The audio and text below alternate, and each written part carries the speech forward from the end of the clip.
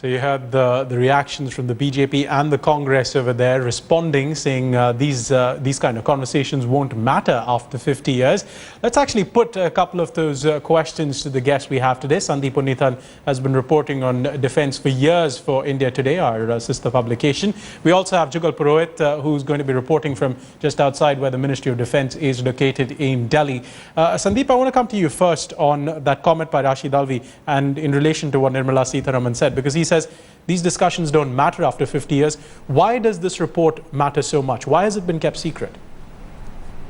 Here, firstly, if you read the report, I mean, it's an absolute devastating indictment of the higher military leadership and the political leadership of the day, which led the Indian Army to its worst military defeat ever. I mean, you're talking of entire divisions just collapsing and, you know, in a full-scale retreat. Thousands of Indian prisoners of war being captured, and the fact is that it was not so much a lack of equipment as a lack of planning and a lack of communication with the political leadership. I mean, you have here you have a leadership, you have a military leadership which does not stand up and give the political leadership of the day sound military advice. And that results in this huge debacle. And the thing is that 50 years from then, we still haven't learned. I mean, as General Nambiar pointed out, we repeated these mistakes in Sri Lanka. We've, to an extent, the intelligence failure, those issues were highlighted during the Kargil War of 1999. So, I mean, there is a lot that we could have learned from this report had it been declassified in time. Jugal, I want to come to you because the Ministry of Defense has said, well, the report or parts of it may be out, but we're not going to comment on it. Is there anything more that you're hearing from the Ministry of Defense?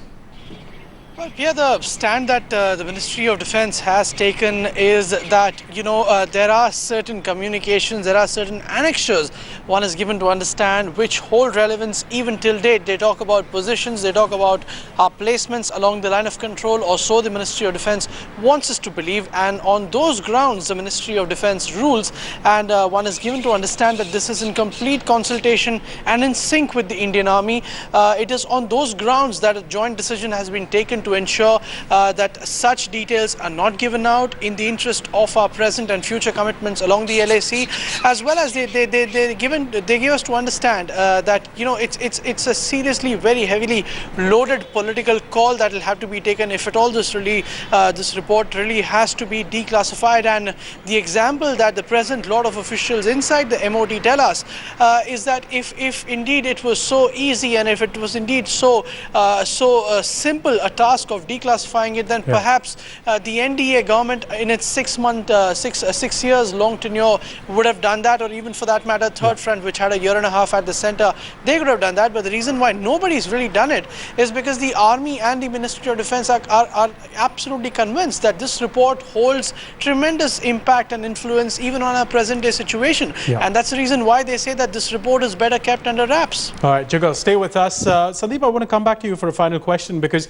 you know, as Nirmala Sitharaman pointed out and as you pointed out, 52 years since the war broke out and India lost, we're still repeating those mistakes. Give us an example of things we haven't learned that are affecting the Indian military even today. Well, you're looking at a service for the first time in the history of independent India. The Indian Navy, an armed force of the Union, has been kept headless for the last 3 weeks. I mean, there can be no bigger statement as to the gulf between the armed forces and the civilian leadership. What has kept the government from appointing a new Navy chief? And as to the other lessons that we haven't learned from this, one of the biggest lacunae that the report points out is the lack of intelligence and the fact that the military leadership, the troops on the ground were not getting timely intelligence inputs. And this is a report, and this is a complaint that we have seen time and again in every single military operation, be it Sri Lanka or be it Kargil. This has been repeated ad nauseum, and the culprits in this case are the Intelligence Bureau. In '99 it was RNAW, and there's absolutely no lessons being learned from these disasters. That's perhaps one reason why such reports, perhaps, declassify them at least in part, keep the really sensitive stuff out. But Sandeep Punithan, many thanks for joining us. Jugal Purohit, I understand we're going to be getting an update from you, so stay with us. Breaking news that Headlines Today is receiving right now. Exclusive details of how the government plans to respond to last week's massacre of paramilitary troops in Sukma. The Home Ministry has agreed to a demand from the Chhattisgarh police to put more boots on the ground. About 50 companies of men are now being sent to the region. That's approximately double the current number there. And we're also hearing that the Indian Air Force will increase the number of helicopters in the area from 6 to 14. State governments in all these LW areas have increased their police strength and their police budget. So this is an ongoing exercise. There can never be the right optimum number of police given the kind of threat that we have in that area.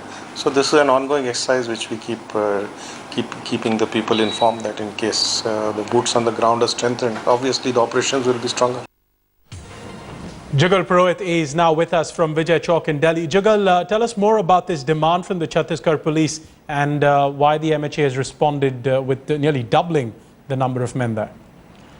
Well, Pierre, the reason why the MHA has responded with an agreement in this case is what we saw last Tuesday, a bloodbath in Sukma where we lost 16 lives, 15 in uniform and 1 civilian. It was an incident which has shaken the entire establishment right up till this building that you see behind me, the North Block. And the sense that one gets is that immediately after this incident, since the elections are very, very close by now in Chhattisgarh, 10th of April is in fact the date when the ultra-sensitive area of Bastar goes to polls for selecting its Lok Sabha member from there. The consultations between the Election Commission officials, the MHA, the Chhattisgarh police, the CRPF, they were all going on, and it is during this that the Chhattisgarh police actually, after this incident, yet again sought more number of troops on the ground. After some amount of consultation in-house, it was decided that 50 more companies, which essentially means in terms of its fighting strength, almost 5,000 to 6,000 more troops will be pushed into Chhattisgarh. Remember, this was over and above what the MHA had initially additionally given to Chhattisgarh. It anyways has the residual force of almost 50,000 paramilitary personnel.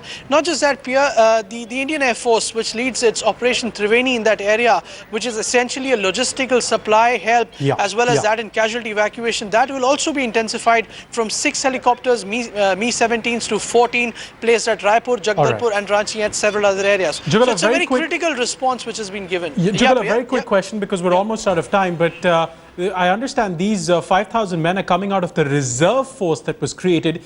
Does that in any way signal any worry because you're already going into your reserve units? Well, Pierre, I was discussing this issue with some senior officials from the Home Ministry, and the sense one gets is that there is anyways not much to spare, but somehow, in fact, quite miraculously, the MHA has told us that there was indeed a reserve which they had somehow managed maintaining, and it's basically coming out of that reserve that these troops are now being provided. But on the ground, Pierre, troops are stretched thin. The lines of supply, lines of communication are absolutely thin, and as that attack on Tuesday showed that for almost 18 to 20 kilometers there's just a single camp of CRPF and state police guarding that. So despite the obvious and apparent numbers which keep rising after every attack, on ground the area is so vast. I mean, South Bastar itself is almost the size of the state of Kerala. So on the ground that we are seeing, these troops and the numbers are not really matching up, are not really able to cover the kind of ground that the state police would want to, and that's the reason why these attacks happen, and that's the reason why in the wake of these attacks a demand like this has been given in.